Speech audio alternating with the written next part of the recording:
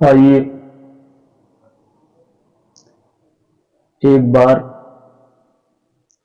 राम राज्य के रूप में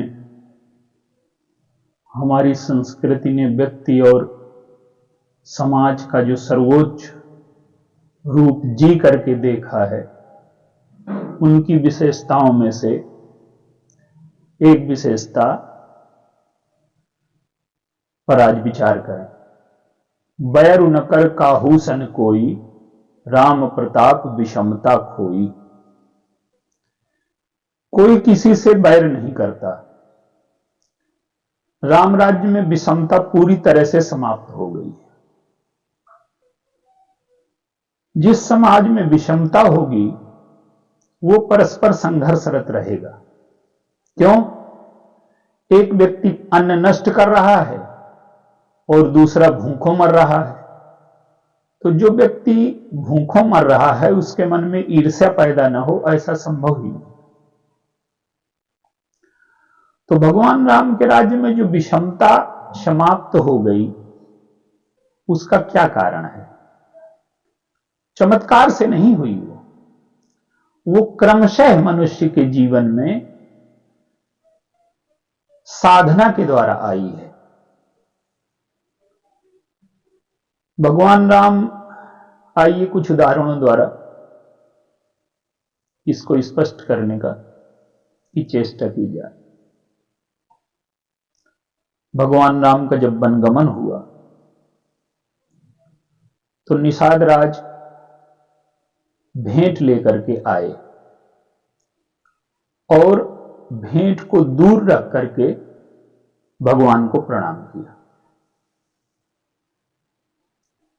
ये क्या संकेत है? उस समय के समाज में निषाद छूने लायक नहीं माने जाते थे। देखिए कितनी विडंबना है कि जो वस्तु लाया है व्यक्ति, हम उसे ग्रहण कर लेंगे, पर वो व्यक्ति छूने लायक नहीं है। ये समाज की विडंबना है। भगवान राम ने क्या किया कि निषाद राज को पास बुलाया और पास बुला करके सहज स्नेह विवश रघुराई, पूछे हो कुशल निकट बैठाई। पास में बैठाया और उनकी कुशल पूछी। निषाद राज कहते हैं कि नाथ कुशल पद पंकज देखे, और भयों भाग्य भाजन जन लेखे। आपके चरणों का दर्शन करने से मैं भाग्यवानों की श्रेणी में आ गया। निषाद राज के अंतःकरण का सारा दैन्य, सारी गरीबी मिट गई भगवान के सखा शब्द के संबोधन से। समाज में जो विकृतियां दिखाई देती हैं, उसके पीछे जो मूल कारण होता है वो क्या है? हमारे अंतःकरण में जब तमोगुण का प्रभाव होता है तो हम अपने को बिना किसी योग्यता के, बिना किसी गुण के, बिना किसी विशेषता के श्रेष्ठ मानने लगते हैं और सामने वाले को नीचा मानते हैं। ये तमोगुण का प्रभाव है। रजोगुण में क्या होता है कि हम पुरुषार्थ करके पैसा कमाते हैं, धन कमाते हैं, यश कमाते हैं, प्रतिष्ठा कमाते हैं, और जिनके पास ये नहीं है उनको हम अपने से कम मानते हैं। एक तीसरी स्थिति है सतोगुण की, कि हमने पद, प्रतिष्ठा, धन, पैसा कमाया, इसके बाद हम ये सोचते हैं कि इसके द्वारा हम लोगों का उपकार करेंगे। ये तीन प्रकार की प्रवृत्तियां अधिकांशतः समाज में पाई जाती हैं। जितनी भी विकृतियां समाज में बाहर दिखाई देती हैं, वो सब व्यक्ति के अंतःकरण में होती। लेकिन भगवान और उनके भक्तों का जो दिव्य चरित्र है, वो हमारे अंतःकरण की बुराइयों का, रोगों का कैसे इलाज करता है, ये इस प्रसंग में दिखाया। निषाद आज कहते हैं कि प्रभु आप हमारे गांव चलिए, कृपा करिए पुरधारिय पाऊं, और थापिए जनु सब लोग सिहाऊं। आप चलिए और मेरी स्थापना कर दीजिए। क्या स्थापना? कि अभी तक मैं समाज में असम्मान का पात्र था। जैसे एक पत्थर है, रास्ते में पड़ा है, लोग जब चलते हैं तो उसके ऊपर से चढ़ करके निकलते हैं, लेकिन वही पत्थर जब मूर्ति बन जाता है तो लोग उसकी पूजा करने लगते हैं। तो निषाद राज कहते हैं कि मेरी स्थिति तो रास्ते में पड़े हुए पत्थर की तरह से है। आप चलिए तो आपके चलने से मेरी स्थापना हो जाएगी। भगवान राम निषाद के अंतःकरण की भावना को स्वीकार कर लेते हैं, और जो समाज में विषमता है, देखिए धन की विषमता, पद की विषमता, योग्यता की विषमता तो आप कुछ करेंगे तब होगी, और जाति की विषमता तो जन्म लेते ही। जहां जाति की विषमता नहीं है वहां काले गोरे का भेद है। भेद तो प्रकृति में भी है, पर प्रकृति में छोटा बड़ा नहीं कोई। दूब है, बरगद है, दूब की अपनी उपयोगिता है, बरगद की अपनी उपयोगिता है। तो भेद तो रहेगा, विविधता तो रहेगी, लेकिन मनुष्य के अहंकार ने उसमें छोटे बड़े की जो कल्पना की है, राम राज्य में वो मिट गया है। आप देखिए, जीवन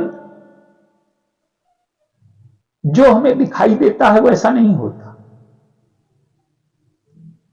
लोभ ना हो तो हमें छोटा बड़ा न दिखाई देगा, अमीर गरीब न दिखाई देगा, काम ना हो तो सुंदर असुंदर न दिखाई देगा, अहंकार ना हो तो छोटा बड़ा न दिखाई देगा।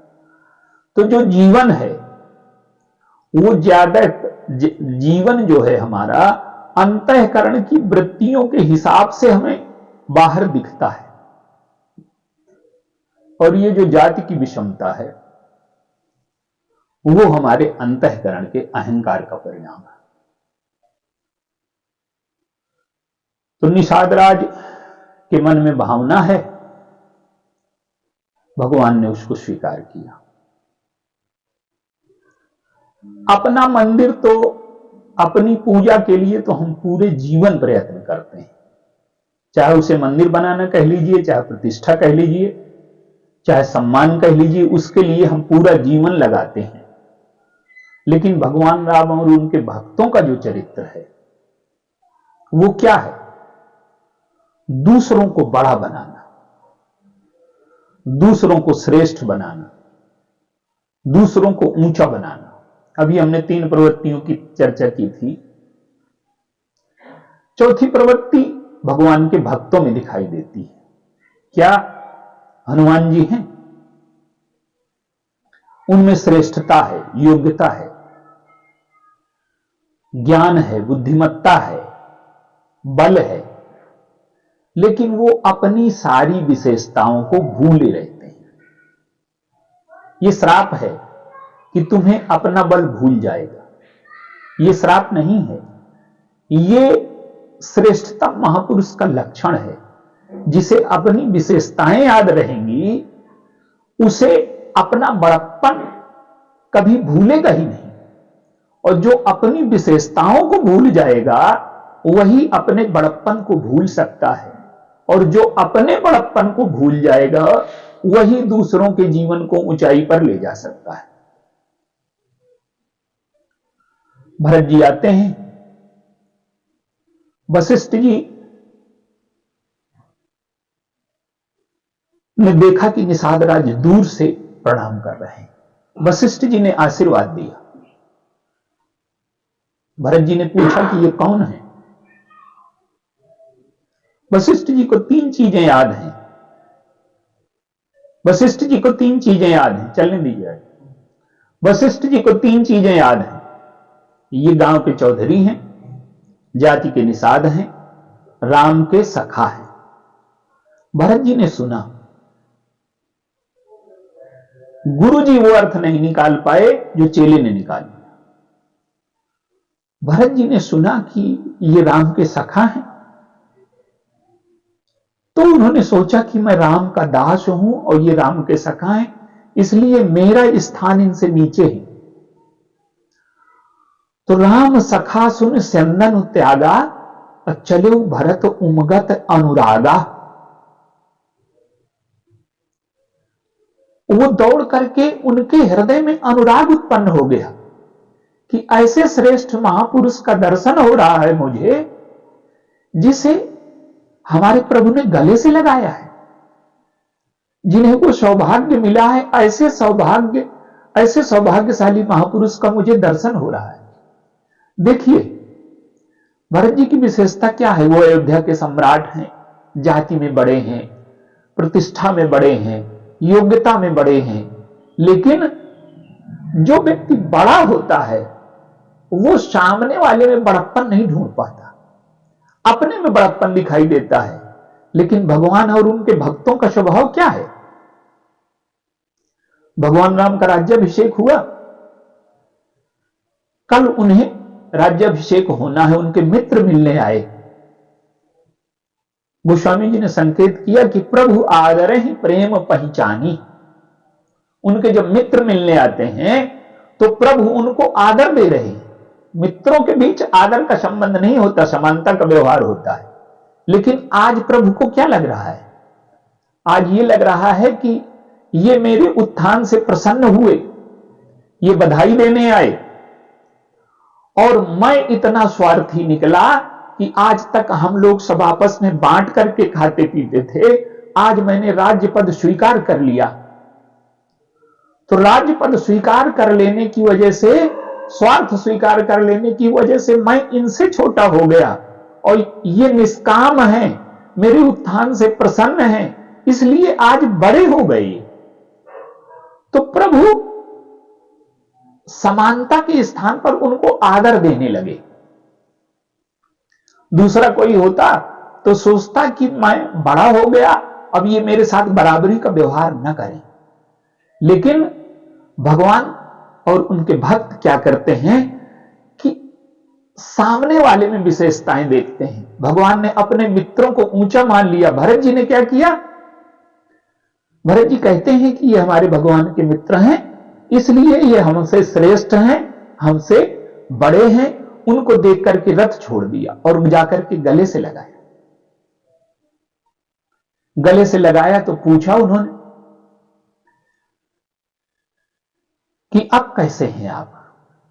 तो उन्होंने कहा कि पहले और अब में अंतर है। कपटी कायर कुमति कुजाति, लोक वेद बाहिर सब भांति, राम कीन आपन जब हीते, भयों भुवन भूषण तब हीते। जब से राम ने मुझे अपना लिया, तब से मैं सारे संसार का आभूषण हो गया। भरत जी ने पूछा कि आपको कैसे पता लगा? वो कहते हैं कि जब मुझे देख करके अयोध्या का सम्राट रथ छोड़ देता है, तो मैं अपने को भुवन भूषण न मानूं। राम की महिमा का प्रत्यक्ष अनुभव आज मुझे मिला। अब आप देखिए, उनके मन का ग्लानि, दैन्य, हीनता सब समाप्त हो गई। लेकिन गोस्वामी जी और एक संकेत करते हैं कि गुरु जी ने दूर से आशीर्वाद दिया। जानी राम प्रिय दीन असीसा। आशीर्वाद देते हैं दूर से। वो जो संस्कार की दूरी है वो अभी मिट नहीं पाई। बहुत बड़े महापुरुष हैं वशिष्ठ जी, लेकिन वो दूरी यहां नहीं मिटी। जो साधना में रहता है व्यक्ति, उसे अपनी साधना का कुछ न कुछ अभिमान होता है। वो दूरी कब मिटी? जब चित्रकूट में पहुंचे और अपने शिष्यों से सीखा उन्होंने। चित्रकूट पहुंचते हैं तो क्या होता है? निषाद राज के मन की जो भावना थी भगवान उसे आज पूरा कर रहे हैं। जब गए तो निषाद राज से पहले माताएं मिली। निषाद राज ने प्रणाम किया तो जान लखन सम देहि असीसा, ये लक्ष्मण है ऐसा समझ करके माताएं आशीर्वाद देती हैं। अब सारे अयोध्यावासी मिलते हैं और अयोध्यावासी मिलते हैं तो कैसा लगता है उनको? मिल केवटहि उमग अनुरागा, पुरजन सकल सराहि भागा। जब अयोध्यावासी मिलते हैं तो उन्हें केवट से मिलकर के ऐसा लगता है जैसे हम धन्य हो गए। क्यों? कि वो दिव्य महापुरुष है जिसको हमारे प्रभु ने गले से भेंटा है और भरत जी ने भी इसे भेंटा है। तो अपने को धन्य मानते हैं, माने निषाद राज को बड़ा मानते हैं, अपने को छोटा मानते हैं। अब आप देखिए चित्रकूट का एक सूत्र और छोटा सा। निषाद राज ने प्रभु को प्रणाम किया और कहा कि गुरुजी वहां मंदाकिनी के तट पर हैं। भगवान राम जब मिलने गए तो फिर निषाद राज ने दूर से प्रणाम किया। किसी को आप दूर से प्रणाम करें और दूर से आशीर्वाद दें तो आप दोबारा प्रणाम न करें। निषाद राज की महानता और गुरुजी की महानता यहां दोनों बताई जा रही। निषाद राज के मन में कोई भाव गुरुजी के प्रति नहीं है कि इन्होंने हमें दूर से आशीर्वाद दिया था। आज क्या है कि वो सोचते हैं कि जिनके चरणों में गिर करके हमारे प्रभु धन्यता का अनुभव करते हैं, इन महापुरुष को मुझे प्रणाम करने का अवसर मिला। अब गोस्वामी जी संकेत करते हैं कि जब केवट को प्रणाम करते हुए देखा तो आज गुरुजी बदल गए, आज संस्कारों से ऊपर उठ गए। आज जो बड़प्पन का संस्कार था वो मिट गया और गुरुजी ने केवट को गले से लगाया। राम सखारी सी बरबस भेंटा और जन्म ही लुठत स्नेह समेटा। गले से लगा लिया उसको और आज देवता पुष्प बरसा रहे हैं। भगवान राम के मिलने में, भरत जी के मिलने में पुष्प नहीं बरसाए गए। वशिष्ठ जी और निषाद राज जब मिल रहे हैं तब पुष्प बरसाए गए। क्या कि बड़ वशिष्ठ सम को जग माही, यही सम निपट नीच को नाही, और जेहि लख लखनहु से अधिक मिले मुदित मुनि राव, सो सीतापति भजन को प्रगट प्रताप प्रभाव। तो ये मन में जो गांठें होती हैं, चाहे हीनता की गांठ हो चाहे बड़प्पन की गांठ हो, ये जो व्यक्ति के अंतःकरण को दूषित कर देती है। अगर हमारे मन में अहंकार की गांठ आती है कि मैं बड़ा हूं दूसरे छोटे हैं, या ये गांठ रहती है कि मैं छोटा हूं दूसरे बड़े हैं, तो हमारा मन कभी स्वस्थ नहीं हो सकता। तो भगवान और उनके भक्तों का चरित्र क्या करता है कि व्यक्ति के अंतःकरण की गांठों को मिटा करके उसके चरित्र को स्वच्छ बना देता है, उनके मन को के रोगों को मिटा देता है। आज जातिवाद की आलोचना बहुत है पर व्यक्ति जातिवादी भी बहुत है, और जातिवाद को मिटाने का सिर्फ एक उपाय है जो भगवान और उनके भक्तों में देखते हैं कि आप अपने को बड़ा मानते हैं, चाहे कोई दृष्टिकोण हो, चाहे धन का हो, चाहे पद का हो, चाहे विद्या का हो, चाहे जाति का हो। जब आपको सामने वाले में बड़प्पन दिखने लगे, सामने वाले में कोई ना कोई श्रेष्ठता दिखने लगे, सामने वाले में श्रेष्ठता दिखने लगे, और ये होगा कैसे? यह तो ज्ञान के माध्यम से होगा कि सर्व खलविदम ब्रह्म, सबको आप समान मानने लगे, ब्रह्म अपने को और सबको बराबर देखने लगे, या फिर भगवान के भक्तों जैसे। हनुमान जी की सबसे बड़ी विशेषता क्या है कि सो अनन्य से जाके मति न टरे हनुमंत, मैं सेवक सचराचर रूप स्वामी भगवंत। आप सामने वाले में देखिए, एक झाड़ू लगाने वाला है, जब वो झाड़ू लगाता है तो उसको देख करके क्या भाव आता है आपके मन में? अगर ये भाव आता है कि ये गरीब है, बेचारा सफाई करता है तो इसका अर्थ है कि आप अपने को श्रेष्ठ मानते हैं और आप जातिवादी हैं। अगर आपको यह लगता है कि ये वो काम कर रहा है जो काम हम नहीं कर सकते, इसलिए ये हमसे श्रेष्ठ है, हमारे मोहल्ले की सफाई कर रहा है, तो जब सामने वाले में आपको श्रेष्ठता, विशिष्टता, गुण दिखने लगे और अपना हम बड़े हैं और ये छोटा है, ये भाव मिट जाए, तब आप समझिए कि हमारे अंतःकरण से जातिवाद समाप्त हुआ। और यही भगवान के भक्तों का और भगवान की भक्ति का प्रभाव है कि हमारा अंतःकरण स्वस्थ हो जाए, हमारे जीवन से किसी भी प्रकार का विकार मिट जाए। बोलिए सियावर रामचंद्र।